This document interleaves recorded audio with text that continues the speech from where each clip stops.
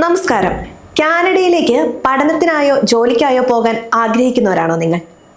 എങ്കിൽ തീർച്ചയായും അറിഞ്ഞിരിക്കേണ്ട ചില നിർണായകമായ മാറ്റങ്ങൾ കാനഡ ഗവൺമെന്റ് വരുത്തിയിട്ടുണ്ട്. സ്വപ്നഭൂമിയായ കാനഡയിലേക്കുള്ള വാതിലുകൾ ഇപ്പോൾ പകുതിയിലധികം അടഞ്ഞു കഴിഞ്ഞു എന്ന് പറയാം. ഇമിഗ്രേഷൻ വകുപ്പ് പുറത്തുവിട്ട ഏറ്റവും പുതിയ കണക്കുകൾ പ്രകാരം അന്താരാഷ്ട്ര വിദ്യാർത്ഥികളുടെ എണ്ണത്തിൽ വലിയ ഇടിവാണ് ഉണ്ടായിരിക്കുന്നത്.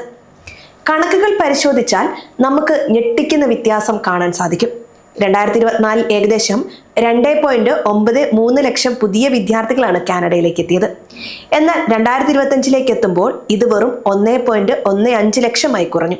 അതായത് 61% ഇടിവ്. പ്രത്യേകിച്ച് ഡിസംബർ മാസത്തെ കണക്ക് നോക്കിയാൽ മുൻവർഷം 29,000 മുകളിൽ ആളുകൾ എത്തിയ സ്ഥാനത്ത് ഇത്തവണ എത്തിയത് 10,000 താഴെ മാത്രം വിദ്യാർത്ഥികളാണ്.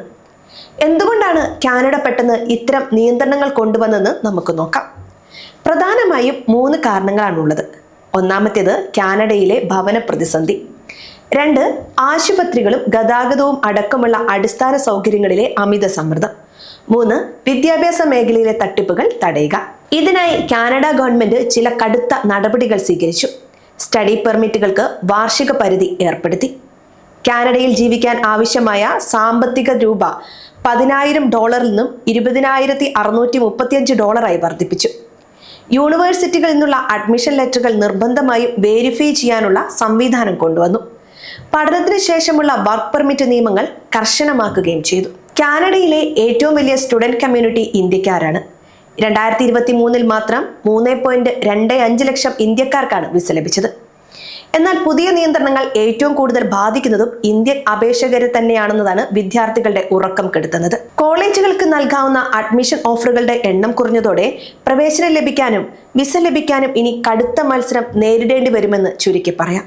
എങ്കിലും ഒരു ആശ്വാസ വാർത്തയുണ്ട്. കാനഡയിൽ നിലവിൽ പഠിക്കുന്നവർക്കും ജോലി ചെയ്യുന്നവർക്കും സ്ഥിരതാമസത്തിനുള്ള മുൻഗണന നൽകുന്നുണ്ട്.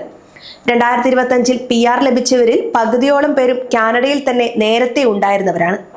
കാനഡയിലെ വിദ്യാഭ്യാസമോ പ്രവൃത്തി പരിചയമോ ഉള്ളവരെ നിലനിർത്താനാണ് ഗവൺമെന്റ് ഇപ്പോൾ താല്പര്യപ്പെടുന്നതെന്നാണ് റിപ്പോർട്ടുകൾ സൂചിപ്പിക്കുന്നത്. കാനഡയിലേക്കുള്ള യാത്ര ഇനി പഴയതുപോലെ എളുപ്പമാകില്ല. ഉയർന്ന സാമ്പത്തിക ഭദ്രതയും മികച്ച അക്കാദമിക് യോഗ്യതയും ഉള്ളവർക്ക് മാത്രമേ ഇനി അവസരങ്ങൾ ലഭിക്കൂ. അതിനാൽ കാനഡ ലക്ഷ്യമിടുന്നവർ കൃത്യമായ പ്ലാനിങ്ങോടും തയ്യാറെടുപ്പുകളോടും കൂടി മാത്രം മുന്നോട്ട് പോവുക. കാനഡയുടെ കുടിയേറ്റ നയങ്ങളിൽ വന്നിട്ടുള്ള ഈ മാറ്റം അന്താരാഷ്ട്ര വിദ്യാഭ്യാസ മേഖലയിൽ ഒരു പുതിയ യുഗത്തിന് തുടക്കം കുറിച്ചിരിക്കുകയാണ്. വെറും എണ്ണത്തിന് മുൻഗണന നൽകുന്നതിന് പകരം ഗുണനിലവാരമുള്ള വിദ്യാർത്ഥികളെ മാത്രം സ്വീകരിക്കുക എന്ന ലക്ഷ്യത്തിലേക്കാണ് രാജ്യം നീങ്ങുന്നത്. പുതിയ നിയന്ത്രണങ്ങൾ കാനഡയിലെത്താൻ ആഗ്രഹിക്കുന്ന ഇന്ത്യൻ വിദ്യാർത്ഥികൾക്ക് കനത്ത വെല്ലുവിളിയാണെങ്കിലും നിലവിൽ അവിടെയുള്ളവർക്ക് സ്ഥിരതാമസത്തിനുള്ള സാധ്യതകൾ വർദ്ധിപ്പിക്കുന്നു എന്നതും ശ്രദ്ധേയമാണ്.